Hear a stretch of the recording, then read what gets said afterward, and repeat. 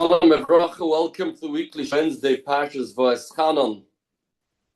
Be'ez Hashem Yisbarach, we learn a piece in the Heilige Sefer Zera Shimshon in Parshas V'Eschanan Ois Yudalad, Benegea to the Shabbos Nachmu Haba Aleinu L'Toiva. We all know the Chazal on the pasuk of the Haftarah that we're going to read this week. Nachmu, Nachmu, Ami Yoim Elekechem. Hashem tells Klal Yisrael that they should be consoled. There should be nisnachim. A double lashon of nechama. Say Chazal, chatu bekeflayim. Klal Yisrael sinned in a double way, as the pasuk says. Chet chata Yerushalayim. V'laksa bekeflayim. Klal Yisrael were punished in a double way, as it says in the pasuk. Ki laksa meyad Hashem keflayim bechol chateiseha. And then the Chama is also twofold. Shenema Nachamu Nachamu Ami. Fragt the Heilige Sefer Zera brought here in the Zera Shimshon. What does it mean? Chotu bekeflayim, double. Does double mean 20 averas, not 10? Why is that called double? What's the concept of double averas? Chi gevil yesh lechet. The Kama chotu bekeflayim. They sinned. What does it mean? Another question, if it's true that because they sinned in a double way, they deserve to be punished doubly in a double manner, as the pasuk says, they deserve to be punished severely because they sinned in a double manner. So why does it say a lot of hate? Parsha Yerushalayim should say a lashon of mezid, not, or I should say avoid of Yerushalayim. The lashon chet is mashma b'shoigeg. If we tried to bring out the severity, al keilah nida hayasa, they were separated from the Eibishter. So how does that continue from the lashon chet chot Yerushalayim? Even shoiges, and it was a shoigeg. It is a shoigeg. Chet means is unintentional. So why al keilah nida hayasa? Why would I like a nida? Shkias miyavin. The Eibishter's moichel is shoigeg. Why should we be punished so severely? Here the Zera Shimshon asks something very basic. If it's logical to say, since they sin so severely in a double manner, bekeflayim, therefore yilku bekeflayim, they should get punished a double way, tit for tat, in Cain. Why do they deserve to be nisnachim bekeflayim? Eina din noisen sheis nachmu bekeflayim. Looks like Hashem is consoling Klal Yisrael. Hashem is giving the Chama in a double ocean because you were punished in a double manner. Well, you're punished in a double manner because you sinned in a double way.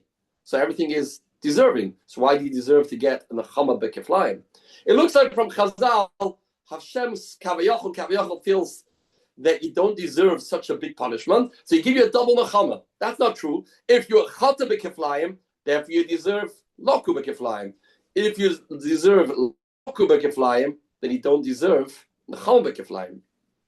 So what's the pshat in this chazal? Says the Zera Shimshon yesh loima. Mefarshim dikteku b'lashon HaMishnah. The Mishnah says in Perik Dalad in Pirkei Avos, having ratz l'mitzvah kala, run towards the mitzvah, and run away from an avera. It should have said grammatically ibarach, not iboireach, and run away from avera. Says the Zera Shimshon, the Mefarshim tell us, the Alshach says this, that it's come to tell a person that a person shouldn't just run away when avera comes. No, a person should be in the mode of being a boirech bin avera, which means if a person's not focused on his life, and he lets life sail, then ultimately he will be nichshel in avera. A person has to be in the mode that I'm running away in the other direction of avera. A person should always be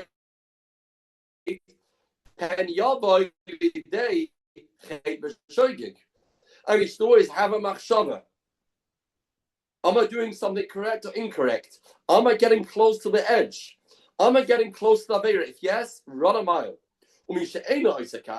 A person that doesn't insure, Elam Israshel, and he's lazy, and he says, no, look, if I fall into Avera, it won't be my fault anyway. I'll be a shoygay because I didn't do this intentionally. Then such a person is called Bali Tami. This person is called that he's opening up the door towards Tumah, and then Paischemlei. The Chazal tell us, if a person is not careful, then Hashem Yisbarach will bring it to the next level and will be machshlim in Avera. The Hainu Shemestalik Yemenu Hasiyua Ha'elyoin, Hashem will take away the divine assistance, the Siyata Dishmaya, and then he'll be nichshel in a chait. So the Mishnah says you have to be in the mode of bereach avera. Run a mile away from a possibility of an avera. If a person does that, he takes the first step to make sure that he is not getting close to the avera. Then he will have the siyata dishmaya and he won't sin. But and he's not focused, then he will lose the siyata dishmaya. Once he loses siyata dishmaya, he'll be nichshel in avera, and that will be a shoygig. True. That's what's going to happen. Once that happens, then it is going to spiral out of control. One avera will lead to another avera, and Rechmana Litzlan, the person can then be nichshel in many averas. Continues Zera Shimshon. The kivan sheyechta pamachas, once he'll sin one time, because he'll lose the divine assistance because he wasn't careful. Bevadai sheyechta v'yechta, he'll sin again. Sha'avera gereres avera. And once he'll do two averas, hutralei. As Chazal say, kivan she'ava adam avera v'shanaba nasba keheta. It's like it's mutter. And then the averas that come after that, he won't be punished for those averas, because the man just thinks this is mutter. Im Shemhachi says Zera Shimshon, this is pshat. There's many averas that Klal Yisrael were over in the time of the Churban. Mikol Makom, we called it a chait, shoygig. Why? Because what happened was the first step that they took in the wrong direction was they weren't afraid, they weren't nervous, they weren't preoccupied with ensuring that they're not getting close to the avera. Then they lost the siyata dishmaya. Then they did an avera, and then it spiraled out of control. And avera gereres avera nas lekeheta, and they were nichshel in many averas. But it all resulted because of shoygig. So therefore, those averas later were out of the person's control. So even though they were later b'mezid, but it began from a shoygig, and that's why we call it chet chata b'Yerushalayim. And that's the pshat chata b'keflayim. Why? What's the two averas? We're not talking about 20 averas, 40 averas, 6. No. His rashlus, first step was his rashlus, laziness, lack of focus. That was called balitami. Then they lost the siyata dishmaya. That's called one chet. Chet is a lashon of chisaring. The achakach, they were nichshel in one chet, in a literal avera. This is called bekeflayim. And then they did many averas, but those are the two that we are focusing on. One is not being careful on averas. Second was the avera itself. Me'ata, says the Zera Shimshon. Beautiful. Kishboa Navi Nachman, when the Navi comes to console them, the Navi comes and says, it's Shabbos Nachman. He said to them, Nachman b'kifayim. Why? First, I want you to know, Klal Yisrael. First, I have very good news to share with you, Klal Yisrael. Shabbos Nachmu. That what?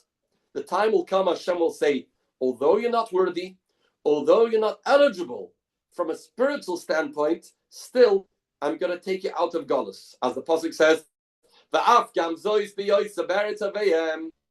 even though you are in foreign lands, says the Eibishter, I don't despise you. And that's why the Pasuk says,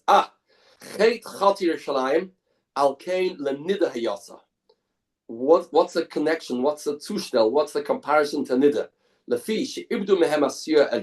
They did one avera that they lost the siyata dishmaya. There was a separation between them and the Eibishter. Nikras Nida. They called the Nida Eine Galmuda. The word Nida means separation. Like Isha Nida is separated from her husband. Klal Yisrael was separated because Klal Yisrael, by making this decision that it's not so bad to do an Avera, we don't have to be overly concerned. they moved away, they distanced themselves from Hashem, and Hashem distanced from them. That's the Nida Yasa. That's the punishment that they got. But here is not just a silver lining, but here's the chizuk in Nida. A Nida is not a Nida forever. After those days go by, even though she doesn't want to purify herself, the husband can force her. She's mechuyev. There's a marriage over here. She has to be matar herself. Hashem says, you're right, double chet, which means it all began from not being aware of the severity of the Avera. You distance yourself. So I also distance myself. What type of harchaka? Only like a niddah. If it's a niddah, then it has a cutoff point. It's not forever. Time comes, we are matar you. If you don't like it, I'll still be matar you. You are the wife, and you deserve this opportunity of being matar. If you like it or not, this is going to happen to the Eibishter. This is the Nechama B'Kiflayim that Hashem tells Klal Yisrael. The Chet was shoygig. It all spiraled out of control because a person didn't understand the severity. It's only like a niddah. And therefore, the day is going to come that you'll be zoicha to come back. Nachmu, nachmu, amu yom Nachmu, nachmu, amu yom elekeichem. The time has come to be matayu. And maybe we can add for state of Berecha. Al kein niddah hayatza. By a niddah, the halacha is there's no issa yichud with a niddah. Although with other ervas, other aroyos, one may not be in the same room as those people, and that's din deraisa. But a niddah, this doesn't apply because of the din of pas b'salai. Says the Heilige B'nai Yisrael, we are in Golus. It's like a niddah, but the yichud is still mutter. You're still being misyachid with the Eibishter. The afkam zois biyoyse be'ertaveim lo ma'astim lo ga'altim lachaloisam. Hashem said, I won't despise you.